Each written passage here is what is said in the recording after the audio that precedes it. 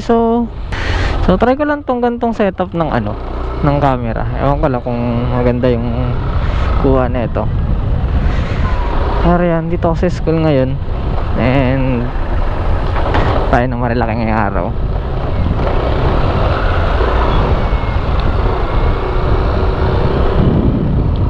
Okay, so sana ewan ko talaga kung maganda yung footage nito, tong gantong angle ng camera ngayon.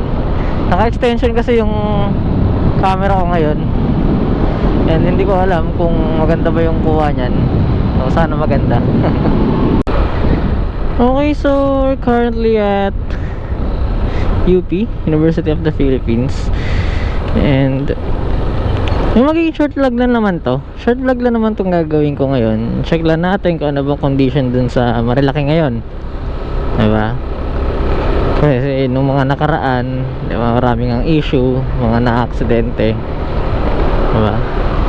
Ako personally, nag-ride ako sa Marilaki kapag wala akong pasok or mahaba yung vacant ko, ganyan. Nag-ride ako dun minsan-minsan. And maganda siya, legit guys, maganda ang Marilaki, diba? Kung gusto nyo mag-unwind, ganyan, gusto nyo mag-relax saglit, diba? Pwede kayo tumambay doon. Maraming tambahan doon, maraming kainan. Then maganda kasi yung view, maganda yung view nya. Kaya maraming pupunta, marami talagang pupuntang tao doon, para mag-camping, para mag-relax, ganun. Okay, so time check 1:41. And dito tayo ngayon sa may kahabaan ng Marikina. Marikina Highway. Pagka tayo tumuloy ng Marilaki, kakain muna tayo. So di ba ako makain? And nagugutom na ako. So tingin muna tayo ng pares nila dito.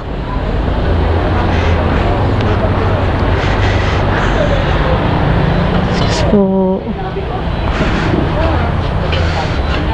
ano po? Ate, may pares po? Sige po, isang order. Dine-in po. Ayan.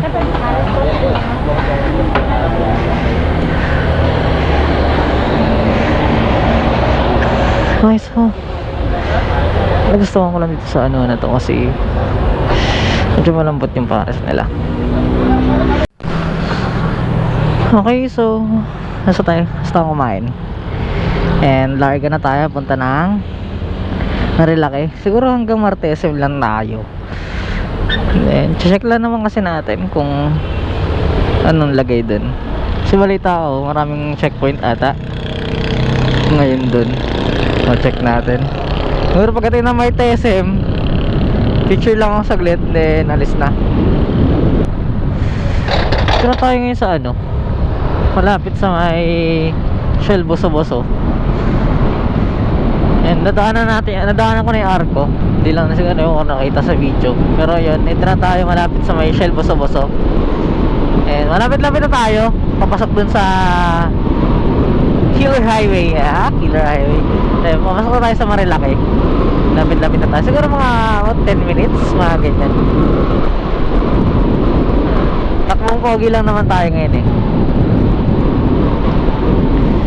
Yan. Yan yung Boso-Boso. Yan yung Shell Boso-Boso. Mga 5 minutes or mga 10 minutes away, doon na tayo sa may Marilaki. Kita nyo naman, ganda kasi ng kalsada. Maganda talaga ang kalsada rito. Kaya maraming taong pupunta, maraming nagmumotor, yan, ganyan. Gusto nila yung kalsada rito kasi ang ganda. Ayan, walang gaanong lubak, ganyan, tapos maluwag. Kaya maraming nagkakagustong pumunta rito. Di lang yun, yung scenery pa. Nasa taas na rin kasi, nasa halos bundok, yan, paanan ba or packet na tayo ng bundok eh. Kaya marami nagkakagustong umakyat dito. Yan, mag-relax, ganyan, tumambay. Yan, marami rin kasi kainan doon pagdating doon sa taas. Kaya maraming taong pupunta. Actually kahit gabi, maraming taong pupunta rin eh. Lalo na pag mga weekdays, ganyan, Sabado, Linggo, maraming tao dyan. Tanya naman, ang ganda ng kalsada oh. Diba? Sino hindi matutulong magmaneho niyan kapag ganitong maganda yung kalsada? Okay, so dito na tayo. Dito na tayo sa paanan ng Marilaki. Ayan. Kung nakita nyo, ang ganda kasi talaga ng kalsada. And kung ikaw yun, sa mga nagmumotor dyan, alam nyo yan, napaka-relax ng gantong gantong pakiramdam. Diba? Open na open yung kalsada. Maganda yung kalsada niya, hindi lubak-lubak. Tapos ayan, chill ride ka lang. Ang mga nagmumotor, alam nyo yan, yung mga gantong pakiramdam. Sarap magmotor mga B. Totoo lang, sabi ko sa inyo, ang sarap magmotor. Try nyo, ang sarap magmotor. Feel nyo free na free kayo. Parang feel na free kayo, diba? Parang isa kayo sa nature. Tanis. Kaya naman, napakaganda ng lugar, oh. Isipin mo, umaga, ako lang mag-isa dito, diba? Halos ako lang mag-isa. Kung may mga dumadaan man, mangilan-ngilan, diba? Stock mo 50 lang, ganyan, diba? Ganito. Dinadama ko lang yung ambience ng lugar.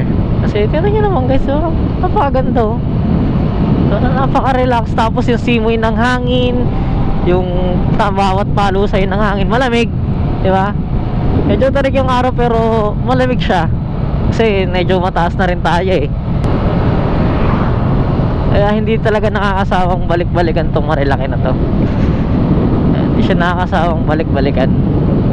Para sa mga nakakit na dyan, alam niyo yun, hindi nakakasawang balik-balikan. Okay, so approaching tayo dito sa may Devil's Corner pala, sorry. And dito nangyari yung mga madalas mga aksidente. Kasi medyo sharp yung curve niya. And kung hindi ka talaga marunong, tutumba ka dito.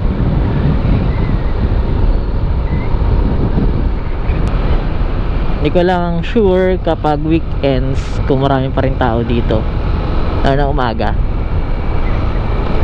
So masarap umakyat dito pag umaga, malamig. Yung mga Ligo Superman, dito banda yon sa may Manukan. Approaching naman na tayo dun eh. Kaya pag gawa natin yan sa likod na yan, nandun banda yung Manukan. Ayan, ito. Yan. Ayan, dyan sa mga railings na yan, dyan sa mga sign na yan, dyan sila tumama. Ayan, dyan sila tumama. Kaya ayan, nakita nyo walang gaanong tao, anong ganyan, diba?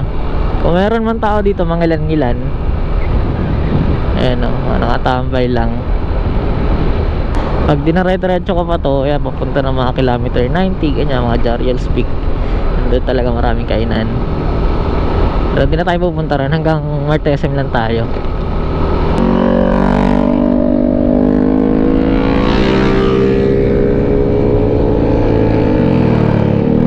Yan. Speaking of safety, yan sila. Di naman natin sila masisi kasi malalakas yung mga motor nila, diba? Tayo full stock lang naman to, panggilid lang to, diba? Kaya di natin sila masisi. Ganun talaga yung safety kasi ng ibang tao, diba? Yun ang problema dun. Kaya yung simoy ng hangin yan, fresh, diba? Ano na mga puno, yan, yung mga gusto natin eh. Mga nature lover, diba? Mga nasa adventure, yan yung mga gusto natin. Hindi yung usok ng diesel, hindi yung usok ng XCS. Totoo lang, maraming magandang attractions, lugar sa Pilipinas. Kasi sa mga goal ko yan, mapuntahan lahat ng kaya kong puntahan na attractions or mga lugar sa Pilipinas, diba? Kung ilan kaya kong puntahan, siguro bago ako mamatay, pipilitin ko na mapuntahan yan sila para bago man na siguro mawala. Wala akong mag-isisi, napuntahan ko sila. Diba? Let's be real guys, mamamatay tayong lahat. Hindi tayo permanent sa mundo na to, diba? Kaya hanggat kaya mo, kung hanggat kaya mo gumawa ng mabuti, gawin yung mga bagay na gusto mo, kung nagpapasaya sa'yo, gawin mo. As long as naman na wala kang inaapakan na tao, diba? Wala kang inaagrabyado, hindi ka gumagawa ng masama, gawin mo lang yung mga bagay na gusto mo. Ayan, so guys, ito na tayo sa Martesim. May picture lang ako saglit, then lalarga na ulit ako.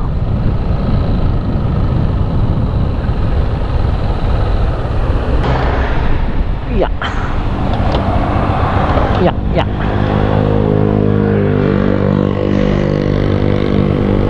Ayan, lagay ko lang na dito. Lagay ko lang muna si Oreo. Yeah. Saka tayo mag-picture. Ayan. Picture natin. Okay. So yun, okay na yan. Okay na siguro yan. Dito ka na lang. Maraming mga magagandang falls dito, tsaka mga ilog. Ito banda, malapit na dito sa may Martesim. So siguro sa mga susunod sa pupuntahan natin yan. Ngayon mission complete. Okay naman, maganda naman yung lagay ng Marilaki ngayon. Goods yun. Doon sa may Manukan, may mga nakaabang na pulis. Yan, para syempre pang ano na rin sa mga yan, napakaganda. Ano na, pag umakat kayo dito ng umaga, ewan kung nakikita nyo, pero yun yung yun yung mga windmill sa may Tanay. Ewan ko lang kung nakikita nyo kanina. Pag umaga dito, mahamog. Ayan, nakikitang-kita nyo yung mga ulap. Ayan, i-try nyo rin. So yun guys, hindi ko na pahabain pa yung video. Pumunta na lang kayo dito. Pumunta na lang kayo. Kayo mismo experience na ito, diba? Hindi ko na pahabain yung video. So thank you for watching, and see you next vlog. Bye bye.